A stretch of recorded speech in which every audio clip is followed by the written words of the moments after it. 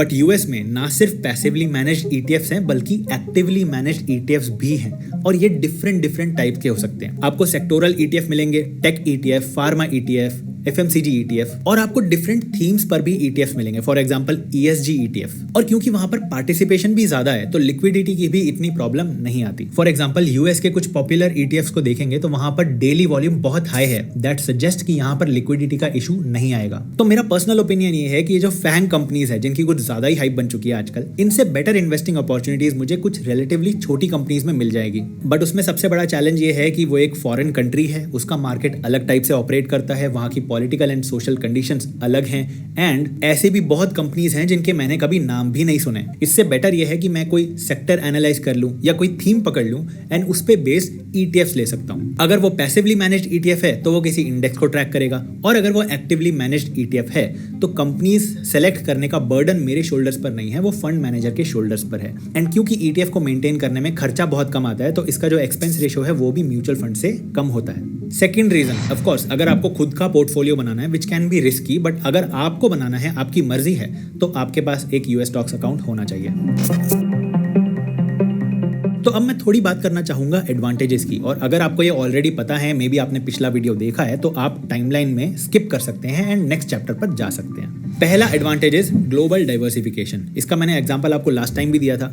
कुछ महीनों पहले चाइनीज स्टॉक मार्केट बहुत बुरी तरह से गिरा, बट उसकी वजह से यूएस और इंडिया का मार्केट नहीं गिरा। कहने का मतलब ये कि किसी एक कंट्री के एक इवेंट की वजह से अगर वहां का स्टॉक मार्केट गिरता है तो सारे कंट्रीज का गिरे ऐसा जरूरी नहीं है। तो अगर आप ग्लोबली अपने फंड्स को डाइवर्सिफाई करते हो तो कंट्री रिस्क थोड़ा सा कम हो जाता है। सेकेंड एडवांटेज, आपको ग्लोबल लीडर्स में इन्वेस्ट करने का अपॉर्चुनिटी मिलेगा, क्योंकि लेट्स फेस इट, जो ग्लोबल लीडर्स हैं none of them are listed on Indian stock exchange. One more advantage is currency depreciation, क्योंकि आप जब यूएस स्टॉक्स में इन्वेस्ट करते हो तो आप ना सिर्फ कंपनी में बल्कि यूएस डॉलर में भी इन्वेस्ट करते हो। तो भले ही 5 साल होल्ड करने के बाद आपका $100 का स्टॉक $100 पे ही आपने बेचा 0% प्रॉफिट पे, बट क्योंकि जब आप खरीद रहे थे तो डॉलर हो सकता है 70 रुपीज का हो और जब आप बेचकर पैसा इंडिया ला रहे हो तब डॉलर हो 80 रुपीज का। इस लॉजिक में थोड़े से इफ्स एंड बट्स हैं जो मैंने आपको लास्ट टाइम भी बताए थे। जरूरी नहीं है कि डॉलर रुपी के अगेंस्ट हर साल 4-5% बढ़ता ही रहेगा। तो अगर आप सिर्फ इसी रीजन से फैसिनेटेड हो तो आपकी प्रायोरिटीज गलत है। अगर आप स्टॉक खरीद रहे हो या ईटीएफ खरीद रहे हो, दैट मीन्स आप किसी बिजनेस में इन्वेस्ट कर रहे हो। Priority number 1 should be business grow होना चाहिए, ना कि यूएस डॉलर ग्रो होना चाहिए। ये करेंसी डेप्रिसिएशन का जो एडवांटेज है ये सेकेंडरी मान सकते हो आप। ये तो एडवांटेजेस हैं, बट बढ़िया डिसएडवांटेजेस भी तो हैं। पहला डिसएडवांटेज इज आप इंडिया में बैठकर यूएस की इकोनॉमिक एंड पॉलिटिकल कंडीशंस का ट्रैक रखोगे, उसके मार्केट को स्टडी करोगे, एट ऑल टाइम्स अपडेटेड भी रहोगे, which can be a very daunting task. Second disadvantage, FAANG companies को तो हर कोई जानता है। अगर आप थोड़ी कम पॉपुलर कंपनीज को स्टडी करने वाले हो तो उनका फंडामेंटल एनालिसिस, मैनेजमेंट का ट्रैक रखना, अच्छी कंपनी ढूंढना, पहली बात ये भी बहुत डाउंटिंग टास्क होने वाला है। Next disadvantage is taxes. अब ये म्यूचुअल फंड से अलग है।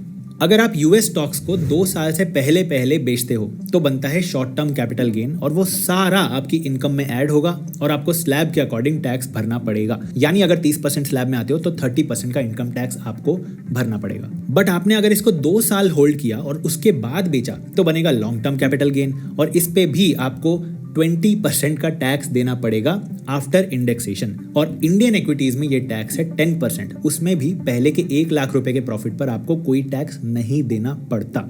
तो डेफिनेटली अगर आप यूएस स्टॉक्स में इन्वेस्ट कर रहे हो तो टैक्सेस आपको डबल पे करने पड़ रहे हैं। तो ये जो टैक्स रूल है ये इंडियन टैक्स रूल है, आपको टैक्स भी इंडियन गवर्नमेंट को पे करना है, ना कि यूएस की सरकार को, क्योंकि डबल टैक्स अवॉइडेंस अग्रीमेंट यानी DTAA दोनों ही कंट्रीज ने साइन किया हुआ है, जिसकी वजह से आपको 2 बार टैक्स नहीं देना। ये तो था सिर्फ कैपिटल गेन। अगर आप शेयर्स होल्ड करोगे तो आपको डिविडेंड भी मिलेगा। तो जो डिविडेंड की इनकम है उस पर आपको 25% का टैक्स कट के पैसा मिलेगा। इसको आप टीडीएस समझ सकते हो। यूएस ब्रोकर ही ये 25% टैक्स काट लेगा। बट टीडीएस की खासियत ये होती है कि जब आप अपनी आईटीआर फाइल करते हो तो वो टीडीएस को क्लेम कर सकते हो, तो आपको डबल टैक्स नहीं देना पड़ेगा, और अगर आपका टोटल टैक्स पेबल उस अमाउंट से कम है तो एक्स्ट्रा पैसा आपको वापस भी मिलेगा। नाउ द फाइनल डिसएडवांटेज जो अब बचा ही नहीं है वो थे चार्जेस। ये एक अकेला ऐसा डील ब्रेकर था जिसकी वजह से आज तक मैंने यूएस स्टॉक्स पर वीडियो नहीं बनाया, क्योंकि मुझे पर्सनली सेंसलेस लगता था इस तरीके से इन्वेस्टमेंट करना या फिर आपको ये रेकमेंड करना कि आप कर सकते हो।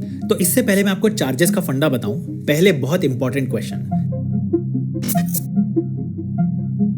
किसको यूएस स्टॉक्स में इन्वेस्ट करना चाहिए या फिर कौन कर सकता है, जिसे सारे के सारे प्रोज एंड कॉन्स जो मैंने आपको बताए वो पता हो अच्छे से, जो एक सब्सटैंशियल अमाउंट इन्वेस्ट करने को रेडी है, क्योंकि 10-20 हज़ार रुपए के लिए या 50 हज़ार रुपए के लिए इतना पेन आपको नहीं